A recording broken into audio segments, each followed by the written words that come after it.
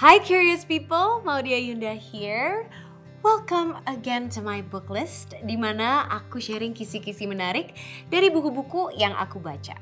Dari semua isi buku itu, aku akan sharing 3 insights yang personally menarik buat aku. Hari ini kita akan membedah buku Digital Minimalism by Cal Newport, computer scientist yang merupakan expert di topik produktivitas. Kamu pernah gak sih merasa penggunaan gadget atau social media kamu itu berlebihan? Atau mungkin kamu pernah ngalamin the social media paradox, di mana kamu merasa punya banyak teman di dunia maya, tapi kok tetap ngerasa sendirian ya? Atau mungkin kamu mulai merasa terganggu and distracted dengan banyaknya teknologi di dalam hidup kamu. Nah, buku ini mengajak kita untuk jadi digital minimalist. Orang yang menggunakan teknologi hanya saat bermakna dan hanya saat mensupport nilai-nilai hidup kita. Dan kalau enggak, kita optimalkan atau hindari saja sekaligus. Insight pertama, digital detox sebagai solusi awal. Teknologi, gadget, aplikasi, ternyata ini semua adalah produk-produk yang didesain secara sengaja untuk memakan waktu dan atensi kita. Jadi bayangin, berapa banyak waktu kamu yang hilang untuk melakukan hal-hal yang kurang berarti. Untuk menjadi digital minimalist, penulis mengajak kita untuk digital detox. Ada 3 langkah.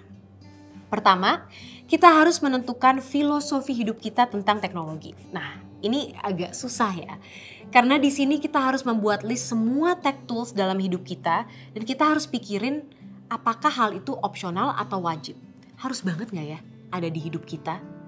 Biasanya nih kalau opsional, gadget, aplikasi, atau layanan apapun itu bisa kita hentikan selama 30 hari tanpa merusak atau mengganggu flow kehidupan pribadi atau profesional kamu. Tapi harus disiplin dan kritis ya di proses ini. Yang kedua, cuti selama 30 hari. Setelah kita udah punya ya aturan dan prosedur yang tadi, kita harus disiplin cuti dari menggunakan semua teknologi yang kamu udah pilih tadi. Biasanya minggu pertama atau kedua itu susah karena kita udah terbiasa nih ditemani oleh sosmed dan sebagainya. Tapi ingat, kita lagi detox. Ketidaknyamanan sangatlah natural. Pada saat kita merasakan dorongan untuk main HP dan sebagainya, penulisnya bilang, isi waktu itu dengan aktivitas berkualitas tinggi seperti membaca buku, olahraga, atau aktivitas lain pilihan kamu. Lalu setelah 30 hari, pelan-pelan kita perkenalkan teknologi opsional itu kembali ke hidup kamu. Tapi ingat ya, dengan penuh kehati-hatian. Setiap kamu mau buka sebuah aplikasi, tanya dulu kepada diri kamu, apakah ini cara yang terbaik untuk menghabiskan waktu yang juga selaras dengan values hidup kamu? Dan gimana ya caranya menggunakannya supaya nggak rugi waktu? Dengan melakukan 3 steps ini, kita memastikan bahwa teknologi atau apapun itu menambahkan nilai ke dalam hidup kita. Insight kedua, jangan jatuh cinta dengan like. Oke, manusia itu ditakdirkan sih memang untuk bersosialisasi. Tapi jangan kita samain penggunaan media sosial dengan bersosialisasi beneran. Semakin banyak kamu menggunakan media sosial untuk berinteraksi, semakin dikit loh waktu yang kamu pakai untuk komunikasi langsung sama orang. Bahayanya, sosmed itu kan bikin ketagihan banget ya. Karena kita selalu mengejar kebahagiaan kecil dari validasi sosial. Nah, itu entah dari like atau dari retweet dari sesuatu yang kita post.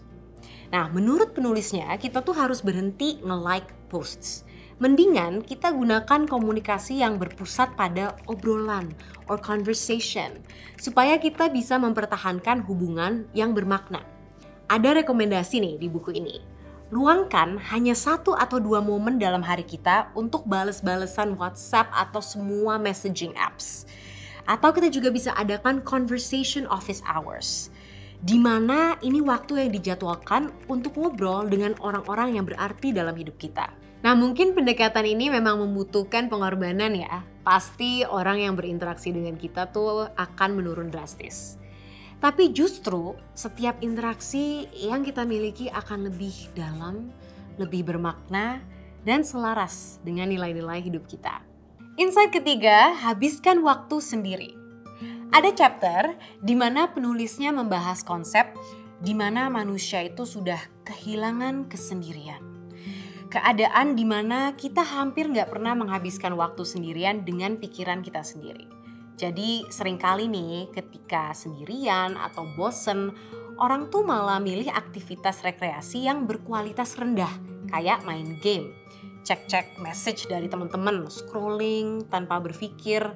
Ini adalah jenis kegiatan yang dapat dianggap bernilai rendah karena tidak memiliki niat atau intention.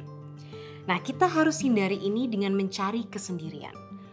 Untuk melatih ini, penulisnya bikin recommendation untuk memulai dengan meninggalkan smartphone kamu di rumah misalnya, jalan-jalan jauh, atau journaling. Or as we've discussed earlier, kita bisa isi waktu luang itu dengan kegiatan berkualitas tinggi yang berkontribusi pada kesejahteraan kita, kepuasan kita, dan juga kegembiraan batin. Mungkin juga kita harus membuat to-do list untuk waktu luang kita, di mana kita memprioritaskan aktivitas yang menuntut daripada konsumsi pasif. Seperti yang menggunakan keterampilan untuk menghasilkan hal-hal yang berharga di dunia fisik. Atau melakukan aktivitas yang membutuhkan interaksi sosial dunia nyata yang lebih terstruktur juga. And so what? Aku membaca buku ini lumayan merasa tersindir sih. Karena kadang aku relate dengan observasi yang dibahas di buku ini. Bahwa kalau main sosmed atau scrolling itu kadang-kadang terasa otomatis. Dan kadang aku gak sadar kalau misalnya waktu tuh udah berlalu begitu aja.